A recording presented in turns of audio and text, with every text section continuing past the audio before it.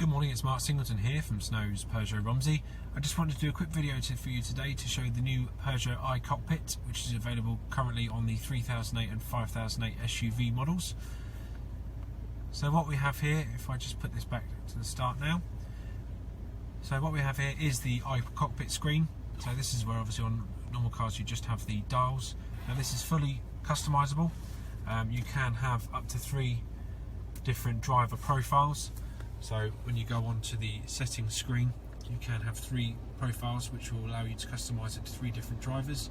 So that will cover how this car's set up and also how the i-Cockpit is set. Going back to the i-Cockpit, so we currently have the normal dials screen on at the moment. Using the scroll down button here on the steering wheel, you can change that. So the next one down will be driving.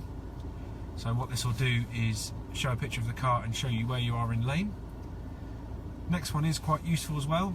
This is navigation. So if you've got someone who is playing around with the radio screen but you don't want to lose your sat-nav screen, you can have it come up through the dials and also still maintain the miles per hour and rev gauge. Personal. So if you've selected your own setting, when you select personal, the car will then change the screen to how you've requested it to be set.